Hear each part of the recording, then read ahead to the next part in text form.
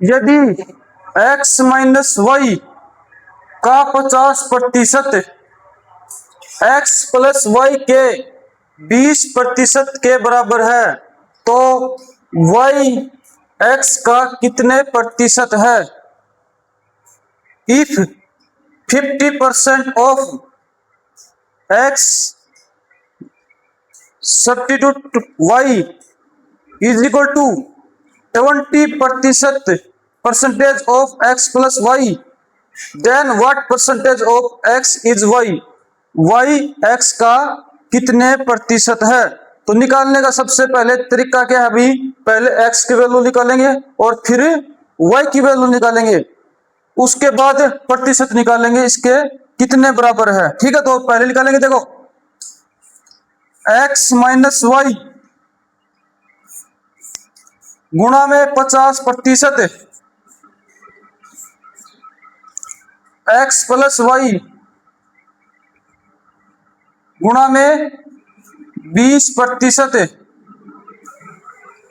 इससे प्रतिशत कैंसिल, 0 से 0 कैंसिल, इसके साथ मल्टीप्लाई करेंगे 5x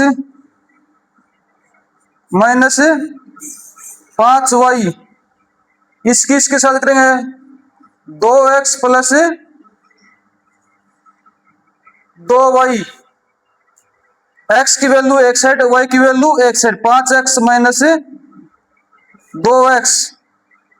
ये देखो माइनस का है, उस साइड जाके प्लस का हो जाएगा, 2y प्लस 5y।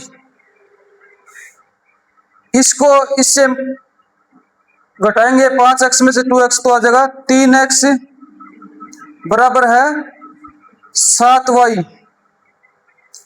x बटे में y, x की वैल्यू 7 होगी, y की वैल्यू 3 होगी। लेकिन पूछ क्या रहा है? पूछ रहा है y x का कितने प्रतिशत है। तो कितने प्रतिशत है? x का पूछ रहा है, तो x की वैल्यू कितनी है? 7। किससे? y से। y कितना है? 3 गुणा में 100, तो 300 बटे में 7%। ये होगा हमारा भाई राइट आंसर। कितना प्रतिशत है? 300 बटे में 7%। यदि किसी वस्तु की कीमत 50% बढ़ जाती है तो खपत में कितने प्रतिशत की कटौती की जानी चाहिए ताकि कुल खर्च समान रहे? If the price of an item increase by 50%, by how much should the consumption be reduced so that the total expenditure remaining the same? Question में क्या पूछ रहा भाई? कोई वस्तु है, पहले वह थी 100, कोई वस्तु है पहले वह कितनी थी? 100। अब क्या हुआ? उसमें 50% बढ़ गई, वो बढ़कर कितनी होगी भाई? 150। 50% बढ़ गई। अब पूछ क्या रहा है? अब कितनी प्रतिशत कम करें, कितने प्रतिशत माइनस करें कि उसके टोटल खर्च पर कोई फर्क ना पड़े। तो देखो भाई, पहले थी 100, बढ़ी किस पर? 100 पर। लेकिन अब घटानी किस पे है? जो घटेगी डिक्रीज होगी ताकि एक्सपेंडिचर में कोई फर्क ना सेम रहे, तो वो होगी 150 पर, क्योंकि वैल्यू यहां से जा चुकी है यहां। ठीक है, तो 150 आ जाएगा नीचे,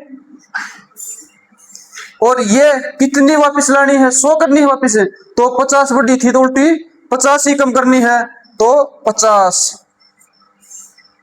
गुणा में 100। सिंपल, समझ में आया? अब देखो, इसको इसके साथ कर देंगे, काट देंगे, 50 दिया 150 और कितना आएगा 50 100 बटे में 3 या 33 सही 1/3%। समझ में आया भाई?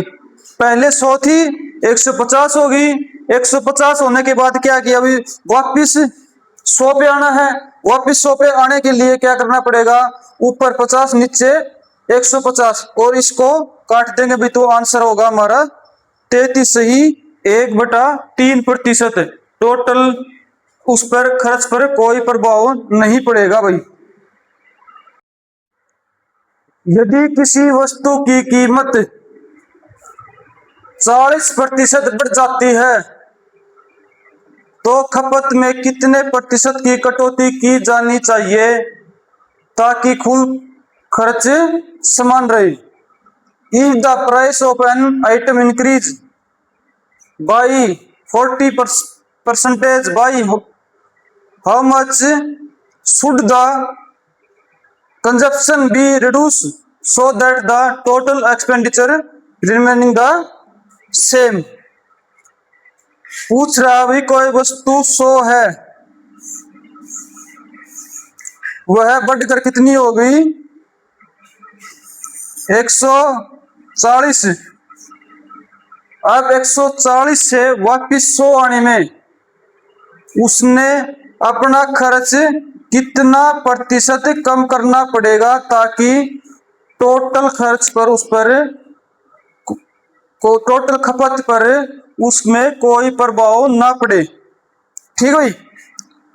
अब यहां से वापस आने के लिए क्या करना पड़ेगा, पहले जो वैल्यू थी 100 से बढ़ के होगी 140 तो 140 आ जाएगा हमारा नीचे और कितना प्रतिशत कम करना है, कितना वापस आना है 40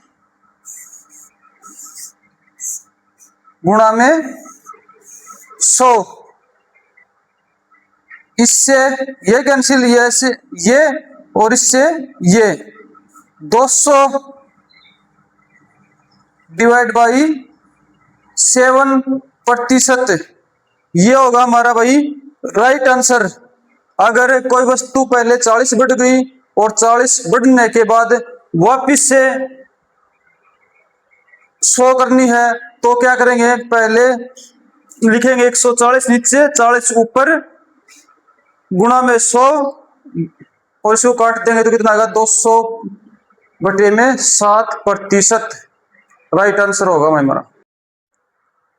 यदि चीनी की कीमत में 25% वृद्धि होती है, 25% वृद्धि होती है तो उपभोक्ता को खपत में कितने प्रतिशत कमी करनी चाहिए ताकि कुल खर्च पे सेम रहे। ये भाई वृद्धि की जगह आप यहाँ कर लो, कमी कर लो, क्योंकि उसके काफी तो 2 सवाल हो चुके हैं, एक कमी का कर लो, कमी और यहां पर डिक्रीज। ठीक है, कमी का कर लो भाई एक क्वेश्चन हो। यदि चीनी की कीमत में 25% की कमी होती है तो उपभोक्ता को खपत में कितने प्रतिशत की कमी करनी चाहिए ताकि कुल खर्च समान रहे। देखो कमी का ही था भाई, ये गलती से टाइप हो गया होगा। ठीक है, कंज्यूम रिड्यूस द कितने प्रति रिड्यूस, ये कमी का ही है। पहले तो थी भी 100 रुपये था रेट, 25% कम हो गया यानी कि 75 हो गया। अब क्या कर रहा है, पूछ रहा है तो कुल खर्च माइनस खर्च कितना बढ़ाया जाए ताकि उपभोक्ता को कोई खर्च महसूस ना हो, कोई सी खपत में कोई प्रभाव ना पड़े। अब वैल्यू देखो भाई 100 थी, 100 से होगी 75 तो 75 नीचे कितना प्रतिशत वापिस बढ़ाना है 25 गुणा में 100, 25 या 75 100 बटे में 3%, या कह सकते हैं हम 33 सही 1/3%। ये होगा हमारा भाई राइट आंसर, 33 सही 1/3%। यदि किसी वस्तु की कीमत 40 किलोग्राम से बढ़कर 60 किलोग्राम हो जाती है, एक उपभोक्ता को खपत में कितने प्रतिशत कमी करनी चाहिए ताकि कुल खर्च समान रहे भाई? The price of an item increase from 40 kg to 60 kg, by how much should a customer reduce consumption so that the total expenditure remaining the same? ठीक है भाई, क्या पूछ रहा है? कोई वस्तु थी वह 40 से बढ़कर 60 हो गई, तो उपभोक्ता है जो ग्राहक है उसको अपना खर्च कितना कम करना पड़ेगा कि टोटल उसकी खपत पर कोई प्रभाव ना पड़े।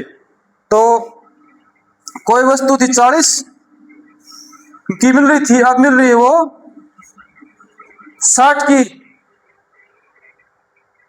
कितनी बढ़ गई? 20। अब क्या कह रहा है? कितने प्रतिशत कम करें, अपना खर्च कितना कम करें ताकि कुल खपत पर कोई प्रभाव न पड़े।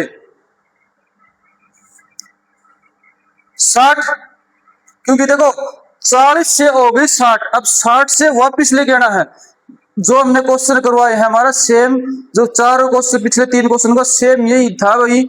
पहले वैल्यू थी 40, 40 से बढ़कर होगी 20, फिर घट के जो आएगी वो इस पर निकलेगा हमारा, जो हमने निकालना होगा आंसर हमारा इस संख्या में निकला। उसमें 100 से बढ़कर 150 हो रही थी, 100 से बढ़कर 120 हो रही थी, 125 हो रही थी। आंसर हमारा इस क्वेश्चन यहां से वापिस आ रहा था, तो इसलिए हमेशा ये नीचे और ये कितनी घटानी है? 20 गुणा में 100, इसको से ये कैंसिल, आंसर होगा हमारा 100 बटे में 3%, 33 सही 1/3%।